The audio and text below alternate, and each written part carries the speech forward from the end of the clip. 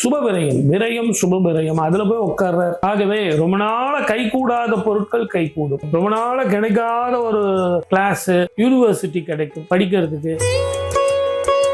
நல்ல வேலை கிடைக்கும், நல்ல நீங்க எதிர்பார்க்கிற உத்தியோகம் கிடைக்கும், ப்ரமோஷன், நீங்க கிடைக்கிற அந்த சீட் உங்களுக்கு கிடைக்கும். ஆலங்குடி அப்படிங்கிற குரு கோவிலுக்கு போகும். அங்க போயிட்டு வெத்தலையில பசும் சாணம் வாங்கிட்டு உருண்டை பண்ணி அது மேல வச்சு குளம் பண்ணி நெய் ஊத்தி தீபம் பண்ணணும். அதுக்கு பேரு சொர்ண தீபம்னு பேரு. உங்களுக்கு நினைத்தது நடக்கும், கேட்டது கிடைக்கும். அற்புதமான காலமாக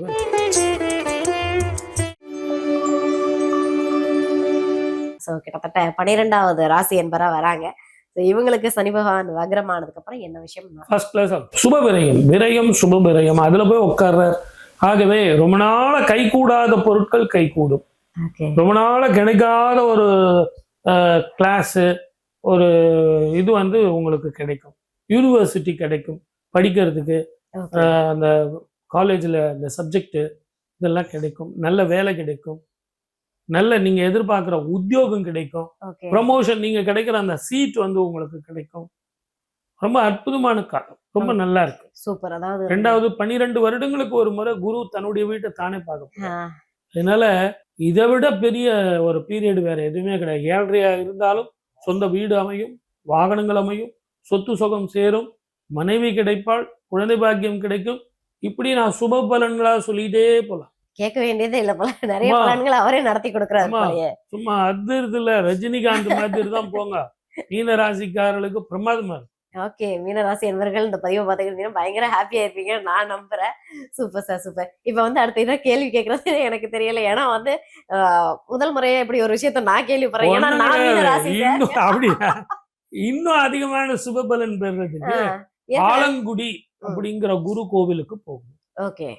அங்க போயிட்டு வெத்தலையில பசும் சாணம் வாங்கிட்டு உருண்டை பண்ணி அது மேல வச்சு குளம் பண்ணி நெய் ஊத்தி தீபம் பண்ணணும். அதுக்கு பேரு சொர்ண தீபம்னு பேரு. இன்னைக்கு இருக்கிற காலகட்டத்துல தங்கத்துல விளக்கு போடுமா அப்படின்னா, ஏன் சார் என்ன சார்னா, இது ஜோதிடமும் சரி ஆன்மீகம் சரி ரொம்ப ரொம்ப எளிமையான. அதனால சொர்ண தீபம் அப்படின்னா இந்த பசும் சாணம் தான். அதுல போய் தீபம் போட்டுவாங்க. உங்களுக்கு நினைத்தது நடக்கும், கேட்டது கிடைக்கும். அற்புதமான காலமாக இருக்கும். ஓகே, எல்லாமே நல்லா இருக்குன்ட்டு மீனராசி என்பவர்களே ரொம்ப ஜாலியா பண்றாதீங்க. இந்த விஷயத்த பண்ணிடாதீங்க. கொடுக்கறதையும் சனி பகவான் கெடுத்து விட்டுவாருன்னா என்ன விஷயம் பண்ண? இல்ல அப்படிலாம் ஒண்ணுமே கிடையாது. அவங்க ரெண்டுமே கழுவுற மீன்ல நழுவுற மீன். அவங்க ரொம்ப உஷாரான ஆளுங்க, அற்புதமான ஆளுங்க, தெளிவா சிந்திக்கக்கூடியவர்கள், நேர்மையானவர்கள், நியாயமானவர்கள், தர்மத்துக்கு கட்டுப்பட்டவர்கள். அகாதுகா வேலைக்கெல்லாம் போக மாட்டாங்க. நான் 1 லட்ச ரூபா கொடுக்குறேங்க, நீங்க இந்த வேலை பண்ணுங்க, அதெல்லாம் எனக்கு தேவையில்லைங்க, என் வேலை என்னவோ அதை பண்ணுங்க அப்படின்னு தர்மத்தினுடைய இதை தாண்டி போக மாட்டாங்க. ஆகவே உங்களுக்கு நான் எதுவுமே சொல்ல வேண்டிய அவசியமே கிடையாது. இது ஒரு சரியான தருணம். இதை நீங்க பயன்படுத்திங்க. உடனே நீங்க கேட்டதுக்காக சொல்றேன், பயணத்தில் கவனமாக இருக்கு. அதுவும் இரவு பயணத்தை விட்டுருங்க. ஒரு 3 பேர் பைக்ல போறேன், நான் தனியா லாங் டிரைவ் போறேன் அப்படிங்கறதெல்லாம் விட்டுருங்க. அளவா சாப்பிடுங்க. காரம் எல்லாம் ரொம்ப நைட்ல போய் அந்த 1 மணிக்கு அங்க கொடுக்குறாங்க சார், நல்லா இருக்கும், 2 மணிக்கு இங்க கொடுக்குறாங்க சார் அப்படின்னு அதெல்லாம் சாப்பிடாதீங்க. உடம்பு கெடுக்கும்.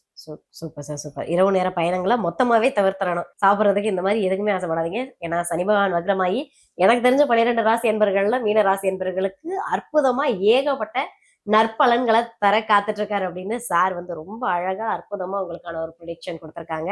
ஸோ இந்த சனி வக்ர டைமா பயன்படுத்திக்கோங்க சார். 12 ராசி என்பர்களுக்குமே சனி பகவான் வக்ரமாயி என்ன மாதிரியான விஷயங்கள் எல்லாம் நிகழ்த்துவார் அப்படின்னு ரொம்ப அற்புதமா அழகா நம்ம நேயர்களுக்காக கொடுத்துருக்கீங்க. நன்றி, நன்றி சார். அன்புடன் மக்கள் எல்லாம் 12 ராசிக்காரர்களும் சந்தோஷத்தோடு வாழணும். உங்களுடைய கர்மத்தை எல்லாம் போக்கி சின்ன சின்ன தான தர்மங்கள் செஞ்சு நீங்க கோவிலுக்கு போய் வெற்றி பெறணும்னு இறைவனை வேண்டிக்கிட்டு வாய்ப்பளித்த அத்தனை நல்ல உள்ளங்களுக்கும் நன்றி, வணக்கம். சர்வேஜனா சுகினோ பவந்து. சனி பகவான் எப்போ வக்ரம் ஆகுறாரு, அதனால மக்களுக்கு நன்மை நடக்குமா இல்ல பிரச்சனையை கொடுப்பாரா? சனீஸ்வரர் அப்படின்னு சொன்னாலே பிரச்சனை தானே. அதுல எங்க இருந்து உங்களுக்கு சந்தோஷத்தையும் மகிழ்ச்சியும் தருவாரா என்ன? நிறைய அனுபவத்தையும் சந்தோஷத்தையும் கொடுப்பார். முதல்ல அனுபவம், அப்புறம் சந்தோஷம். முதல்ல ட்ரைனிங்கு, அதுக்கப்புறம் போஸ்டிங்கு. இதுதான் சனீஸ்வரர். சனி வக்கரம் வேற, சனி பெயர்ச்சி வேற. இப்ப நம்ம இது வரைக்கும் சனி பெயர்ச்சி தான் நம்ம பார்த்திருக்கோம். ஆனா சனி வக்கரன் அப்படிங்கிறது மீனத்துல இருந்து கும்பத்தை பின்னோக்கி பார்க்க போறார். அவர் வர்றது கூட கிடையாது. அவருடைய நிழல் வந்து கும்பம் வரைக்கும் வரும். இது எத்தனை நாள் அப்படின்னா 135 நாள் சுமார். இது நாள்ல பார்க்கும்போது 27/7 ஜூலை மாதம், இந்த மாதம் 2026 விடியற் காலையில 1:14 வந்து சனீஸ்வரர் வக்கரம் ஆகிறார். இது விடுறது எப்பங்க அப்படின்னு கேட்டீங்கன்னா 11/12/2026 காலையில 5 மணிக்கு. இது நடுவுல உங்களுக்கு ராகு கேது பெயர்ச்சி இருக்கு. குரு வேற அதிசாரமா போறாரு இந்த ஆண்டு. நான் இந்த ஆண்டு பிறந்ததுல இருந்தே புத்தாண்டு பலன்ல கூட நான் நிறைய சொல்லியிருக்கேன். நீரினால், நெருப்பினால், இயற்கை அழிவுகளால் இதெல்லாம் பிரச்சனை வரும். ஏன்னா உங்களுக்கு இந்த சனியும் செவ்வாயும் சேரும் காலம், சனியும் செவ்வாயும் பார்வை பெறும் காலம். சனியும் செவ்வாயும் உங்களுக்கு எந்த இடத்துல இருக்கக்கூடாதோ அவங்கள பார்க்குற பார்வையினால இந்த உலகம் முழுவதுமே பஞ்சபூதங்களினுடைய பிரச்சனைகள், போர் பதட்டம், மதக்கலவரம், இனக்கலவரம், இதெல்லாம் நான் சொல்லிட்டு இருக்கேன். இது 2031 ரிஷபத்துக்கு வந்து சனீஸ்வரர் மாறும் காலம் வரைக்கும் இப்படியே தான் இருக்கும்.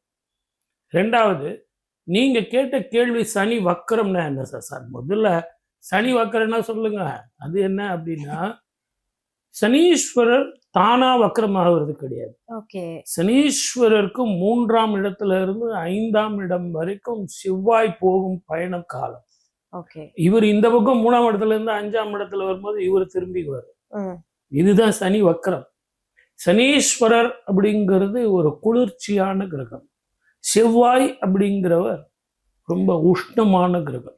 இப்ப உங்களுக்கு எளிமையா நான் புரியுறபடி சொல்றேனே, இப்ப நெருப்பு கிட்ட பனி எடுத்துட்டு போய் வச்சா, ஐஸ் கட்டி வச்சா என்ன ஆகும்?